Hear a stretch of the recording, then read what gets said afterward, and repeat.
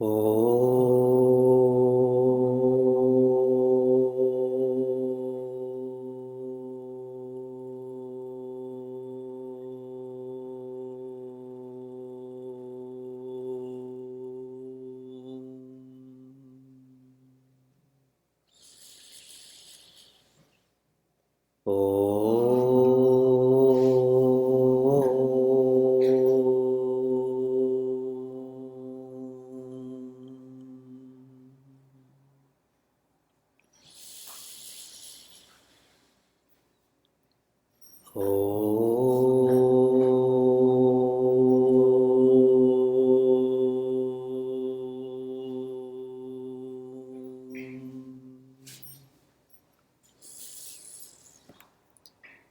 Om Vakratunda Mahakaya Suryakoti Samaprabha Nirvignam Kuru Me Deva Sarvakaryeshu Sarvada Saraswati Namastubhyam Varade Kamarupini Vidyarambham Karishyami Siddhir Bhavatu Me Sada Gurur Brahma Gurur Vishnu Gurur Devo Maheshwara Gurudeva Param Brahma Tasmai Shri Gurave Namaha.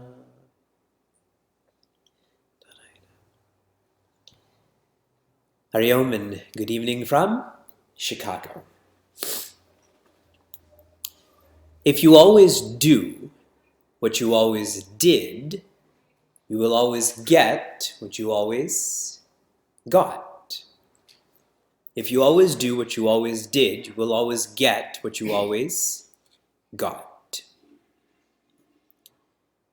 This Moha Mudgara course that you and I are engaged in is a class. And the world, when you leave class, becomes your lab. For many science courses, science classes, you have the class component and you have the lab component. For us, this course is our class and the world is the lab. To connect the course to the world or the class to the lab requires vichara. Without vichara, without reflection, then this course stays as theory. And we keep doing what we always did and we keep getting what we always got. But if you want to get something different, you have to do something different. And that's why this class has to be experimented with. The world has to be your lab. Last week, we studied the importance of inquiry. And someone who is an inquirer, they do not take their experiences for granted. Every experience that they go through, they try to learn from that experience. And specifically what was highlighted was to be grateful for our parents. Who is our Janani? Who is our Tata? When we learn to be grateful for our immediate parents, it's training for us to be grateful for our absolute parents. But if we don't know how to be grateful for our immediate parents, we will not know how to love our absolute parents. It's as simple as Matra Devo Bhava, Pitra Devo Bhava, Acharya Devo Bhava. Atiti Devo Bhava means all else. A catalyst to start learning from all of our experiences, a catalyst to stop taking for granted the articles, beings, and circumstances in our lives is to press pause, to slow down. Everyone is busier than ever, and what's astounding about this is that we are getting busier despite being busier than ever. And in such busyness, what gets deleted is that vichara. We're doing. We're not reflecting while we're doing. And as we do, we keep getting. Nothing changes. We have to force ourselves to pause, to slow down. And when we do, we will start to think more. When we start to think more, we will release ourselves of depending on deservership. As long as we don't think, we believe we deserve recognition, we deserve praise, we deserve respect and obedience and so much more. But if we pause, it's not a focus of ours. And if you can free yourself of deservership, then we can free ourselves of doership. But as long as you're stuck on deservership, then doership will always be there. And our shloka today will accentuate, as long as the ego is present, Bhagwan will not be. Okay? So slow down. This is what we call Viveka, prioritize. For the person who makes all a priority, that means nothing is a priority. You have to choose. We move to shloka 24. And before we begin this, by a show of hands, how many of you have an altar in your study room right now, where you're sitting? Have an altar. Okay? For all of the people who have an altar, how many of you prostrated at the altar before you sat down for class? What's so fascinating is that when the course began, in writing and in speaking, I had shared that you must have an altar where you study. And many people don't have that. And then even those who do have it, not everyone had their hand up to prostrating at that altar. You see, for us, and I'll highlight this more, we only live in our intellect. We have no feeling towards divine living. We have no feeling towards the divine. We have to train ourselves to see an ideal in an icon that has no ego before you can start to train yourself to have an ideal in a person who has an ego. It's much easier for me to work with this water bottle that has no ego. I can project, I can feel anything I want on this water bottle. But when it comes to people, there's jealousy and fear and anger. It's much harder for me to see that divinity in them. Training.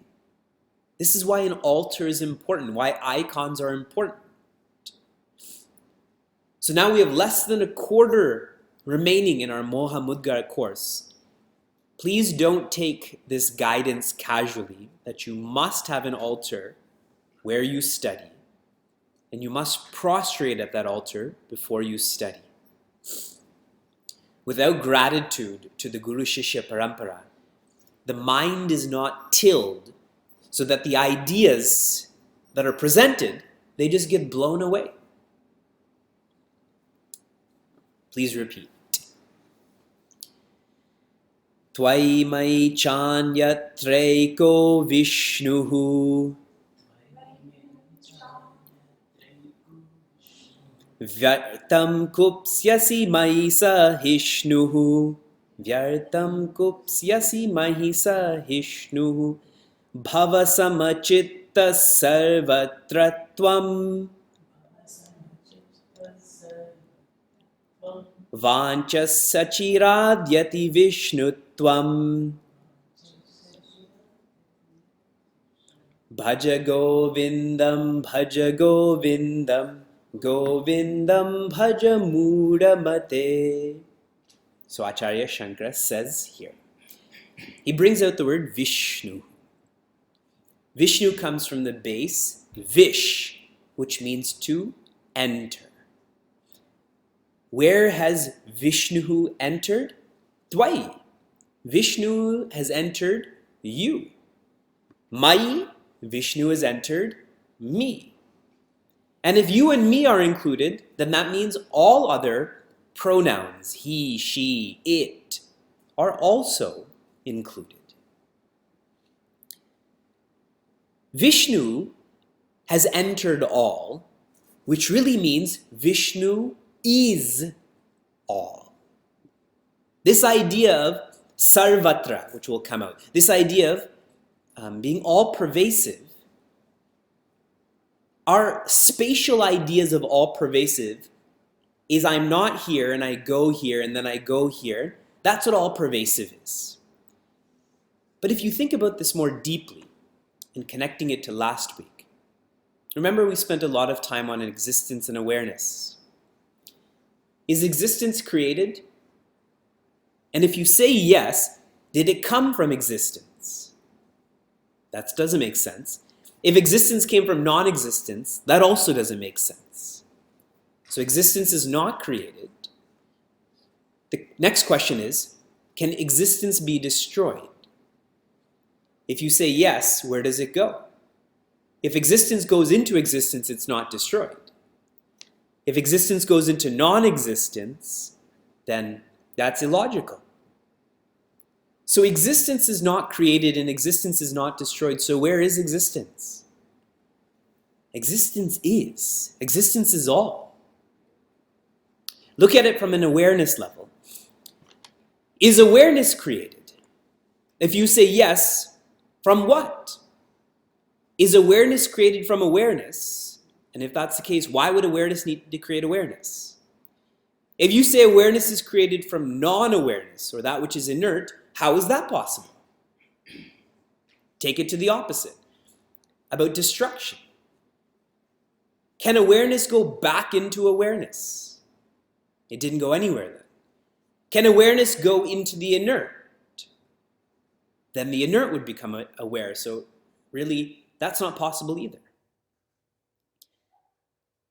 In this opening quarter, Acharya Shankara is trying to help us understand logically the nature of infinity.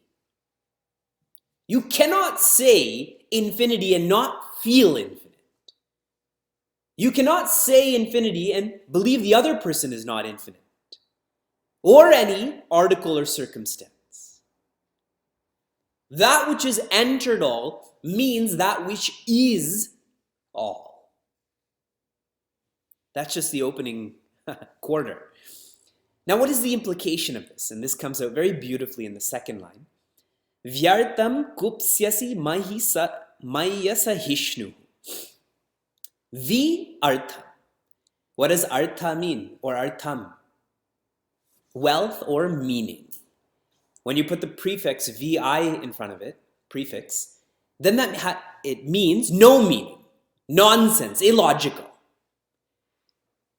If the infinite is in you and the infinite is in me, then it's meaningless to be kupsyasi. It's meaningless to get angry. Isn't it? It's meaningless to be impatient. Maya Sahishnu is, if there's anger there, everything that comes with anger. Isn't it illogical? Because who are you getting angry at? If there's only oneness, if there's only infinitude, who are you getting angry at? Who are you being impatient with? And if you yourself cannot identify with this, just take this to Bhagwan Vishnu then. If Bhagwan Vishnu has entered all, are you getting angry at Bhagwan Vishnu? That's a pretty dangerous way to live. Are you being impatient with Bhagwan Vishnu? Imagine how impatient he should be with us, but he's still patient with us. Vi artham is vyartham. Nonsense. There's no meaning to it. Now, if you think about this, anger, we've studied this many times. Where does anger come from? Anger is the effect. What is the cause for anger? The cause is fear.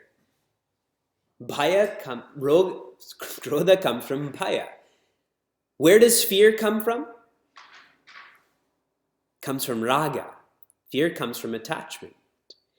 Where does attachment come from? Raga comes from vikshepa, or projection. And where does projection come from? Avarna, or incompleteness. So incompleteness, projection, attachment, fear, anger. Here, Acharya Shankara began by saying, you and I are infinite, which means that there's no covering, there's no avarna. If there's no ignorance, then there's no projection. There's no attachment. There's no fear. There's no anger. Imagine a life without attachment. This weekend in Chicago, we're doing a retreat on spiritual parenting, the vision of dedication. One who is dedicated is not one who is attached. In dedication, you are giving to that altar. In attachment, you're trying to get from that altar. For all of the parents, all of the people who are married, imagine being in these relationships without attachment. How much more fulfilling they would be, how much easier they would be. And that will only be possible if we stop projecting. We will stop projecting if we recall, if we remember, if we know that we are one. And the second quarter is actually brought out, this almost the exact same word is shared in Ishavasya Upanishad. I'll read that shloka to you. Yaha tu sarvani bhutani. For that person who sees in all beings, atmani eva anupashyati. They see themselves in all beings. And in the second line, sarva bhuteshu chatmanam. And they see all beings in themselves. And here's the important part. Tataha, henceforth, or therefore, na vijugupsate. That person is not irritated by others. That person is not holding grudges against others. How much more practical of a subject can there be when this subject is teaching us to be easygoing, to be accepting? It's amazing how practical this all is. In the third quarter, Acharya Shankara says, Bhava samachitta sarvatra tvam. You, he brings in tvam. He's talking to us. His disciples are, Bhava samachitta, be even. Make sure your mind is quiet. Where? Sarvatra. In all places. So I elaborate. Many times I've used the term bhava roga. In that context, I've shared, roga means disease. Bhava means becoming. We all have this disease of becoming. I want to become you. I want to become that. And as long as you're becoming, you can't be. The finite is becoming. The infinite is being. But here the word bhava comes again. Acharya Shankara's disciples saying, you have to become more than what you feel you are. You have to become being. So bhava to, bhava with the small b, to bhava with that capital B. And this is only possible. When I first read this word, samachittaha, I read it as samchittaha. Sam means well, like samskara, Sanskrit. Chittaha means thoughts. When you have solid thoughts, when you are thinking well, then you know that becoming a label like a gender or a profession or whatever it may be, that will not lead you to being. It's when these thoughts are directed to the infinite that you shift from becoming to being. And Acharya Shankara's disciples share, this has to be practiced sarvatra. Sarvatra means everywhere. You and I, we are training our content. We're adjusting our software. You know, when they develop computer programs or new software, they always release a beta version first, correct? And they put it out there and they want people to find holes in, input viruses and stuff like that. And then it makes them stronger, and then they come up with the alpha version, the version that we tend to use. They need that software to be tested to see if it's real or not. Sarvatra means the content that you and I were working on, it then has to be practiced in all contexts. In the morning, in the afternoon, in the evening, at work, with your family. Some people are very calm at home, but as soon as they leave their home, it all goes away. Some people are very calm outside of their home, but when they spend time with their family, it all goes away. For those who are in our Bhagavad Gita course, I shared this a couple of weeks ago. Bhagavan Krishna says, yoga is karmasu kaushalam. I'm sorry, let me rewind. He says, samatvam yoga uchyate. He says, yoga is being balanced. Samatvam yoga uchyate. So now you tell me, in your day, when are you most balanced? When are you all the most balanced? Morning. Not morning, but a little bit before that. When you're sleeping. There is total integration between the body, mind, and intellect. You've transcended space, time, matter, right? There's full balance when we're sleeping. Once that alarm clock goes off, once those birds start to chirp, then all of that disintegration begins, isn't it? Bhagavan Krishna is so thorough. Right after he says, samatvam yoga uchyate, he thinks, maybe Arjuna will think being lazy is the best way to be balanced, right? If you don't try, you can't fail. You're always balanced. Which is why in the next shloka he says, yoga karmasu kaushalam. I love that detail. He says, okay, yes, but this evenness has to be in karma, in action. Then it's real. And until then, it's not real. Yesterday, I got a ride from a gentleman who works at NASA. NASA, not N-A-S-S-A-U. NASA. And I was asking him what kind of work he does. He works on materials, the integrity of materials. And he was telling me that what he's working on right now is for a vehicle that should be released in 2030. I misheard him. I thought he said 2013. And they're still working on it. He said 2030. And he was sharing with me that he only works on blades in these turbines, in these engines, that they don't fail, that they don't crack. And he was telling me, it's such a dharma sankata, because if he designs the blades well, he's out of a job. But he has to design the blades well, but really if he does a good job, then that compromises his employment. But he has to do this because that's his work. He's a good engineer. My point is he's not this corrupt engineer. But you see, those blades have to be tested and tested and tested before their full potential will be released. Please understand that. It is not good enough to be a good person. It is not good enough to contemplate in your room in the morning, and then as soon as you shift to spending time with your family or going to school or work, you get rattled.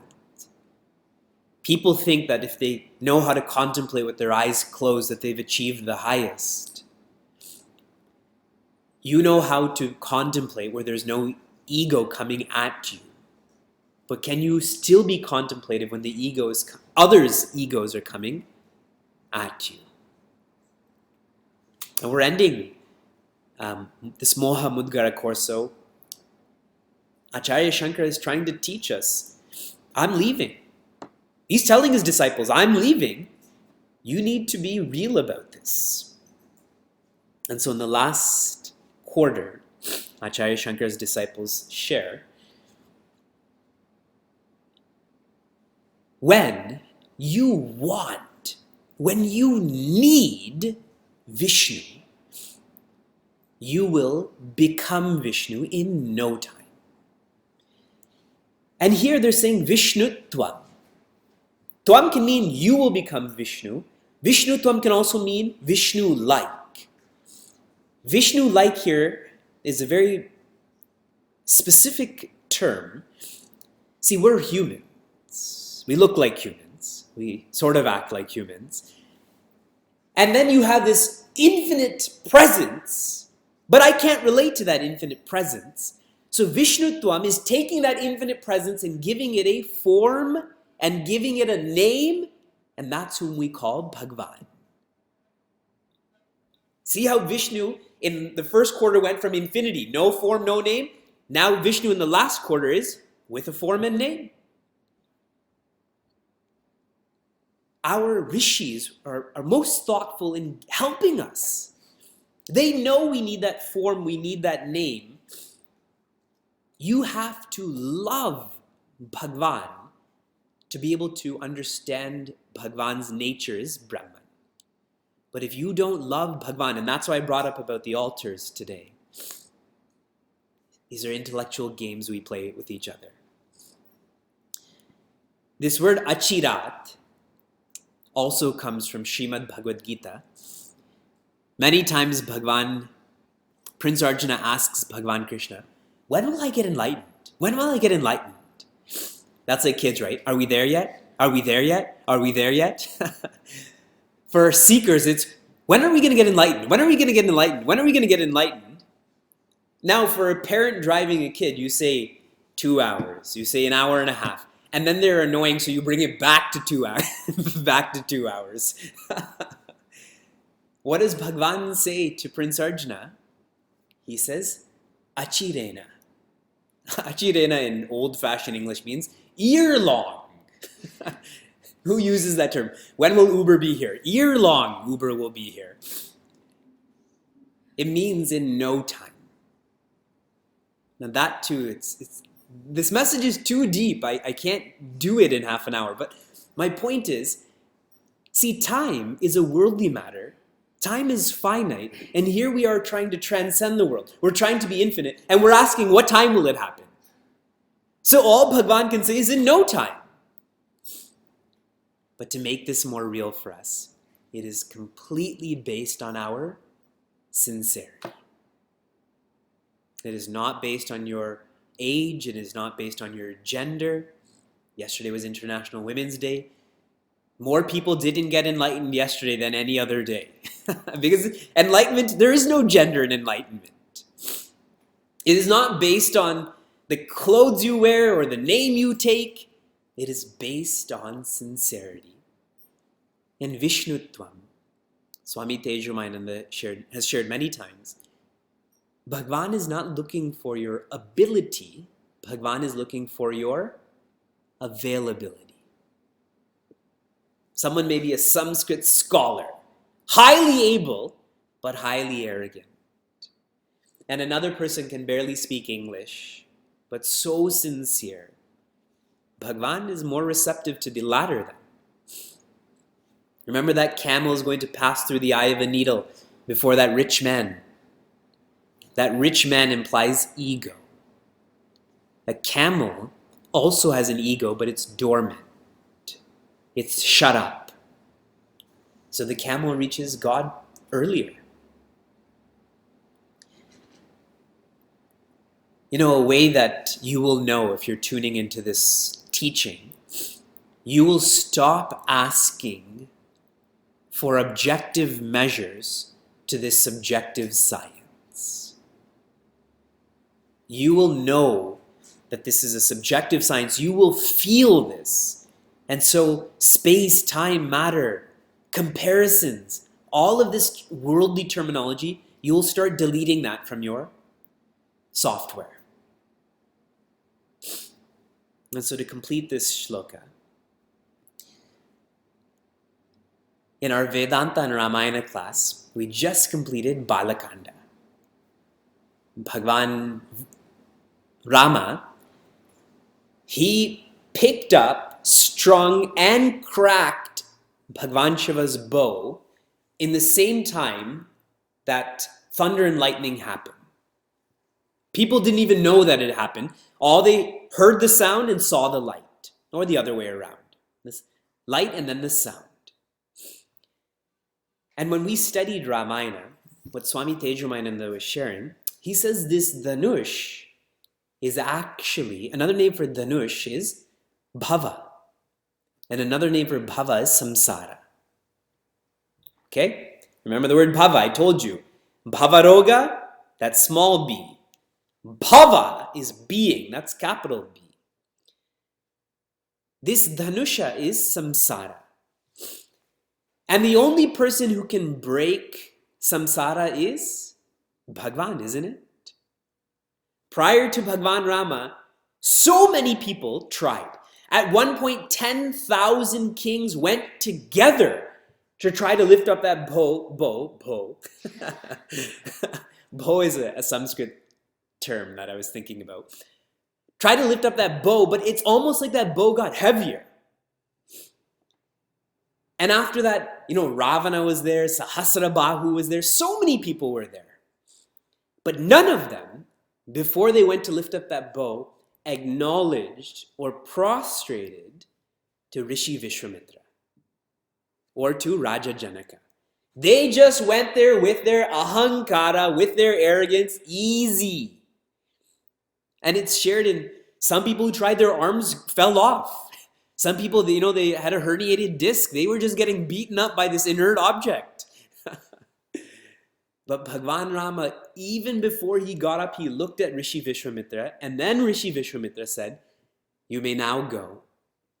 He prostrated to all the rishis, to Raja Janaka, and then it was like breathing for him. As long as there's ahankara, there will be no Vishnutvam. But once we release ourselves of this deservership, doership, we will see what was already there. Ishavasya Upanishad says, Anupashyati. You will see not with your eyes, you will feel this seeing. The first shloka of Ramayana teaches us what the whole purpose of Ramayana is. And the whole purpose of Ramayana is Mangala. What does Mangala mean? What does Mangala mean? Auspiciousness. What do you think my next question is going to be? What is auspiciousness? Purity, you're going to say. Then I'm going to ask, what is purity? And we're just going to keep playing this intellectual game with each other. Mangala means egolessness. So all of Ramayana, for those in the Vedanta and Ramayana course, we are going to be completing year 1 of 5. It's a 5-year course. And we're going to be studying one subject, that is Mangala. Oh.